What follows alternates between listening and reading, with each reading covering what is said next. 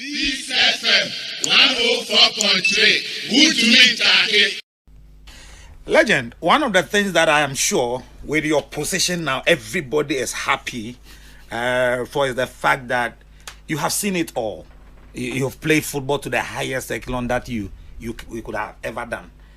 What are you doing with your other FA presidents to ensure that Africa is properly represented in Africa? Take, for instance, Africa has the highest votes under FIFA. See, we have Africa has 54 votes in there, Europe 53, Southern America 10 votes, Asia 46 votes, Northern and Central America 35 votes. But when it comes to representation, we have 5. Europe, that has 53 votes, has 13 slots. What are you and your brothers, your other FA presidents doing to ensure that Africa probably will get more slots, maybe 7, 8 in the next World Cup?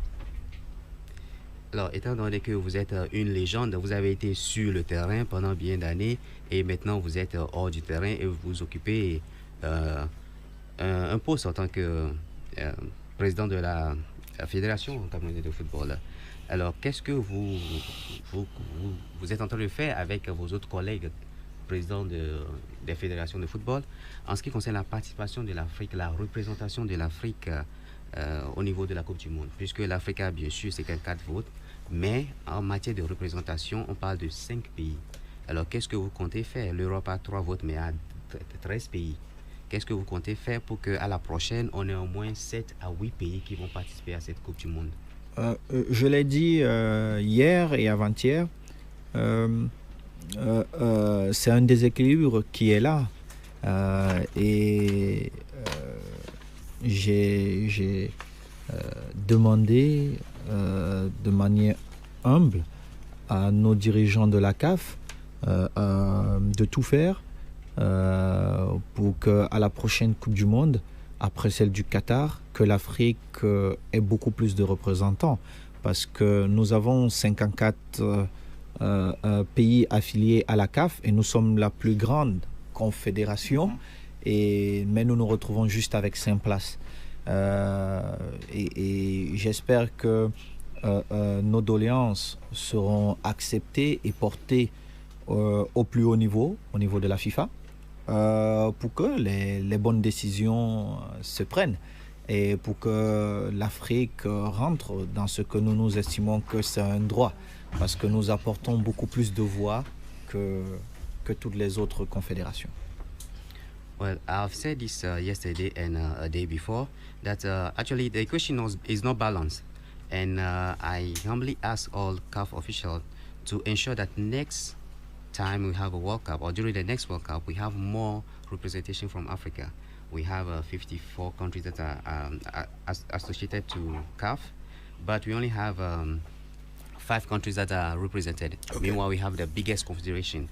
So I'm hoping that our pleas, our petition will be heard and be taken to the highest decision makers so that things will be changed, because Africa actually deserves this as a right. Et on me fait savoir que pour la prochaine Coupe du Monde, vu qu'il y aura beaucoup plus de nations, je crois on passe à 48 équipes. Hein. La prochaine Coupe du Monde se joue à 48, donc on passe automatiquement, à 9,5. Ça veut dire qu'il y aura une place qui va jouer les barrages. Et même, il y aura toujours un déséquilibre parce que les autres confédérations vont aussi augmenter le nombre de participants dans leur pays. Ça ne va vraiment pas résoudre le problème de notre continent qui sera toujours un peu en arrière. Mais ce sont des avancées qu'il faut saluer et qu'il faut mettre à l'actif du président Gianni Infantino. So I'm being told that during the next World Cup, the team participation will move to 48, and there will be a 9.5 increment for Africa. It means one country will still have to play a playoff. Well, we are not there yet. This is still not balanced, but it's a progress to encourage. It also means that other countries will have a higher representation, because when the number increases, they also have a higher representation. This does not solve a problem, but because Africa will still be lagging behind. So I hope this is something the FIFA president will really take on board. The closest we have come was the time that Joseph Sepp Blatter was the FIFA boss, where he said, I remember very well FIFA pushing to get Africa hosting the competition, and that you see the joy it brought to the continent. Perhaps your presence in here for us is a good omen that we may see Africa hosting the World Cup anytime, probably after the next 16 years again, with your instrumentality, because I know that Samuel Eto'o feels gradually you are a force to reckon with when it comes to the world stage and football matters. Can we be rest assured that Eto'o will lead that agenda to ensure that Africa hosts or gets the chance to host FIFA World Cup again? Alors, je me souviens du temps de l'ancien président de la FIFA, Sepp Blatter, qui poussait beaucoup plus pour que l'Afrique accueille cet événement. Alors, maintenant, avec votre présence ici, je pense que c'est déjà une très bonne nouvelle pour nous.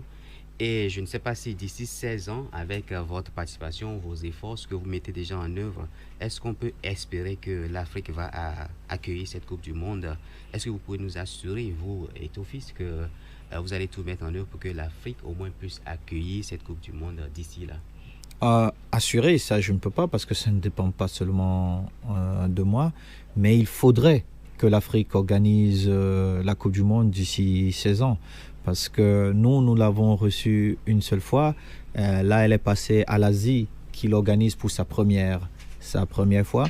Il faudrait peut-être après les 2 prochaines éditions que cette Coupe du Monde revienne à l'Afrique. D'autant plus que nos gouvernements investissent beaucoup pour nous donner les plus beaux stades. Hier encore, nous étions au Sénégal. Nous avons vu le magnifique stade que le Sénégal a construit. Au Cameroun, nous avons 7 beaux stades. Ceux qui étaient à la Coupe d'Afrique, ils ont vu que notre gouvernement nous a offert les plus belles installations qui peuvent exister. Nous n'avons rien à envier au reste du monde. Donc, nous pouvons aussi penser en termes de business, organiser une Coupe du Monde, parce qu'organiser une Coupe du Monde, forcément, ce n'est pas la perte. Well, to give you the assurance that Africa will, to give you the assurance that I, Eto'o fils, will ensure Africa organizing the World Cup, I'm not totally sure about that because it does not depend solely on me. But in the next 16 years, why not? Africa can do that because we did organize it once, and it's now gone to Asia for the first time. Maybe after the next 2 editions, it needs to come back to Africa because our government, for instance, have given us a lot in terms of infrastructure, in terms of stadiums. We were in Senegal recently. We saw the beautiful stadium that was built. And in Cameroon, we can boast of 7 stadiums with the best facilities, just like the rest of the world. So why not dream about the World Cup being hosted in Africa again? Well, with him in there, if Cameroon cannot boast of 7 world standard stadia, I'll be surprised. I'm saying that with him in there, if Cameroon cannot boast of 7 world standard or world class stadia, I will be surprised. Alors, avec vous, au Rennes, nous ne pouvons pas dire que le Cameroun ne peut pas. Nous ne sommes pas surpris que le Cameroun ait 7 stades de renommée mondiale. C'est tout à fait normal. Merci beaucoup. Thank you very much for that. Okay, so one other thing that Africans complained of over the period is player exodus from Africa. We are talking about Africa positioning itself in such a way that we can compete on world stage duly and wrestle with them, rock shoulders with the big guys out there and win World Cup. But talk of players like currently you can talk of Paul Pogba of African descent. He isn't playing for Africa. You can talk of Kylian Mbappe, African descent. He's not playing for Africa. Now all these guys. One of the things that will be a legacy to you and probably your other FA brothers as you lead African football now will be to ensure that you put proper structures in place to contain African talent. Because if we keep exporting our talents to them, how can we compete with them when it comes to the world stage? Alors, une chose dont on parle très souvent, sinon que nous remarquons, c'est l'exode des joueurs, les joueurs africains qui vont faire carrière en Europe.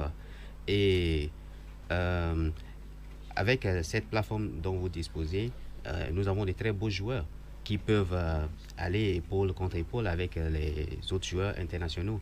On a des joueurs d'origine africaine tels que Pogba, Kylian Mbappé, qui sont tous des joueurs d'origine africaine, mais qui ne jouent pas pour les pays africains. Alors, qu'est-ce que vous comptez laisser comme héritage? Qu'est-ce que vous pouvez faire pour qu'on puisse retenir ces talents en Afrique, pour que demain, on parle vraiment de grands joueurs, de célébrités comme vous? Je pense humblement que la politique qui a été menée jusqu'ici pour le développement des talents n'a pas apporté ses fruits. Il faut qu'on change cette politique drastiquement, et c'est ce que j'essaie de faire à la tête de notre fédération. Il faut qu'on donne la possibilité aux joueurs de pouvoir vivre de leur passion, de leur métier dignement en Afrique. Et tant qu'on ne le fait pas, bien évidemment que nos talents, dès qu'ils ont une petite offre ailleurs, ils partiront. Il faut qu'on change ça. Il faut que notre football jeune soit amélioré avec une politique à long terme. Il faut que notre football amateur dans tous les pays retrouve sa place, et surtout que nos équipes nationales puissent jouer, avoir un calendrier sur 2-3 ans où sur toutes les fenêtres nos équipes vont pouvoir jouer. Well, I would say that the policy regarding talent development in Africa has not been the best, because it didn't bear fruit. So it's something we need to change, and this needs to be changed drastically. And this is what I'm doing with my federation, because the players actually need to benefit from the fruit of their labor. They play football and they need to make the best of it. Other than that, once they get any better offer outside, they will leave. It's obvious. And now the young talent that we are recruiting, we also need to make sure that we have a long-term policy that will help them develop, and then we can retain them. And amateur football that we have needs to be back on track. And nationwide, we should have leagues that run 2 or 3 times. Okay. Peace FM 104.3. Good to meet you.